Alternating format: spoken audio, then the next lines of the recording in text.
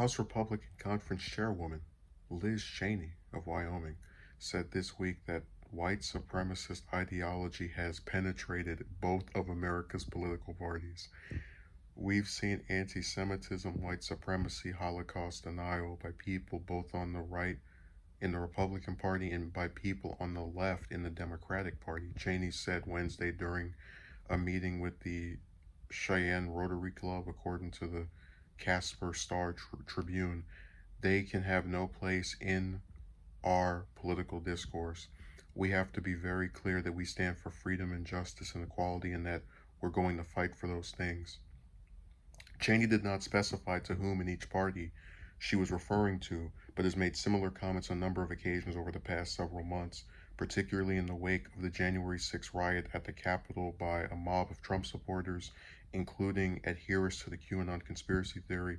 We are not the party of QAnon or anti-Semitism or Holocaust deniers or white supremacists or conspiracy theories, she said in early February. That's not who we are. We believe in conservative policies, conservative principles, and conservative values. We believe in the Constitution.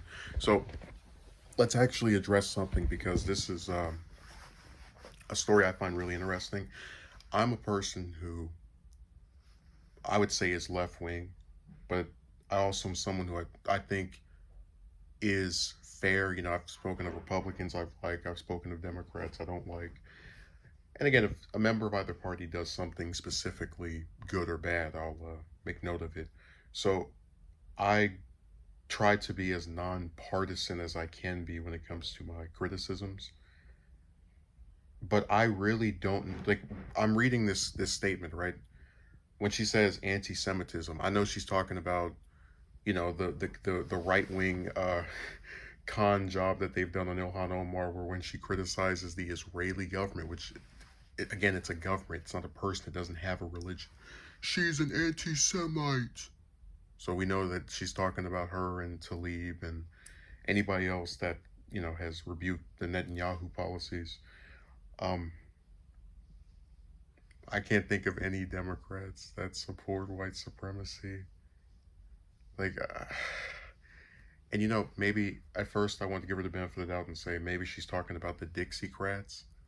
There's the thing about how the party switched, where the Democrats became the ones that supported civil rights, and the Republicans became the ones that were opposed to it. And before that, under Lincoln, from up to the 60s, that was when people would consider it to have changed.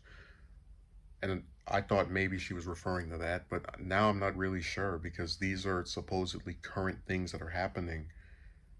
And I don't know any Democrat throughout the history of the United States that has denied the Holocaust. And I think most Republicans, again, to get to their credit, acknowledge that it happened, at least out of the elected ones.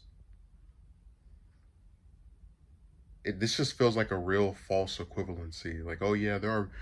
Remember when the Charlottesville rally where Trump said there were good people on both sides? This is Cheney saying there are bad people on both sides, but all these bad things either are ridiculous, like when you accuse the Democrats of having anti-Semites because they criticize a government, or they're things that I can't give any specific examples of having occurred within the Democratic Party. Like, I've never heard of any Democrats, at least again elected ones or not on social media, that say the Holocaust didn't happen. Whatever. So this is a weird statement to me, but that's not the first time a politician did something like that, where they said something that left me confused and awestruck.